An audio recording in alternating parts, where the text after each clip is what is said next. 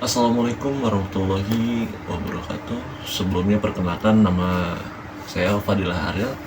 Saya mahasiswa Universitas Terbuka, program studi Ilmu Administrasi Negara semester 2. Jadi video ini saya tunjukkan untuk memenuhi tugas mata kuliah logika.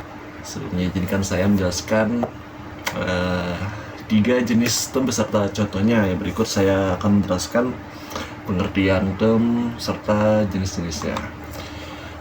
Pengertian dari term itu sendiri adalah unsur dasar dalam proposisi yang merujuk pada suatu konsep, objek, ataupun gagasan. Lalu term juga dapat berupa kata ataupun kelompok kata. Yang pertama ada term konkret dan term abstrak. Term konkret mengacu pada objek nyata, contohnya meja, kucing.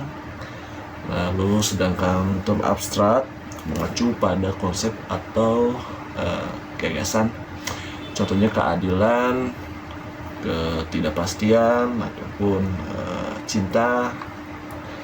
Lalu yang kedua ada term universal, partikular, dan individual.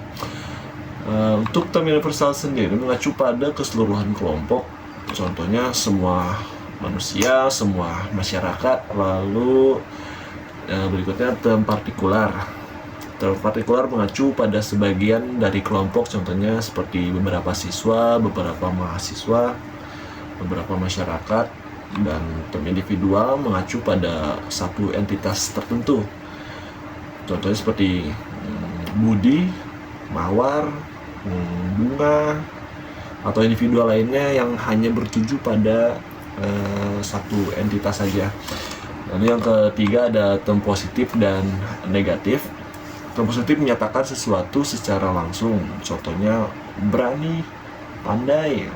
Lalu term negatif menyatakan penyangkalan ataupun ketiadaan sifat, seperti contohnya tidak tahu, bodoh. Lalu berikutnya saya akan menjelaskan yang dimaksud dengan logical fallacy atau sesat pikir. Logical fallacy itu adalah kekeliruan dalam bernalar yang tampak logis tapi sebenarnya salah dan menyesatkan.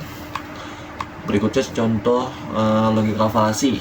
Yang pertama ada ad hominem atau menyerang pribadinya,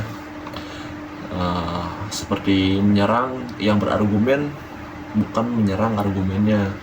Contohnya seperti ini: kamu tidak bisa berbicara soal lingkungan karena kamu sendiri masih buang sampah sembarangan. Lalu yang kedua ada strawman.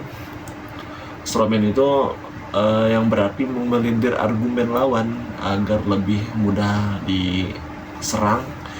Contohnya seperti kita sebut si Jojo berkata, kita perlu mengurangi anggaran militer. Namun jawaban atau tanggapan dari lawan bicaranya seperti misalkan si Boris menanggapi dengan, oh jadi kamu ingin negara ini tidak punya pertahanan sama sekali. Nah, seperti itu ya contohnya ya. Lalu yang ketiga false dilemma atau dikotomi salah, yaitu menghadirkan hanya 2 pilihan padahal masih ada alternatif lain. Seperti contohnya, kalau kamu tidak mendukung kebijakan ini berarti kamu tidak cinta pada negara. Nah, seperti itu contoh dikotomi salah ya, false dilemma. Jadi itulah yang disebut dengan logical fallacy. Lalu selanjutnya saya akan menjelaskan bagaimana sih caranya untuk menghindari logical fallacy.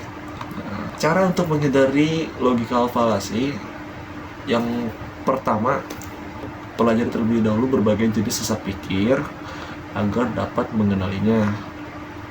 Kemudian fokus pada argumen bukan kepada pembicara.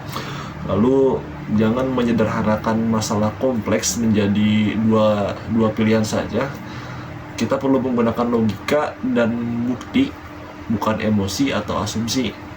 Lalu kita evaluasi argumen secara kritis sebelum menyetujuinya.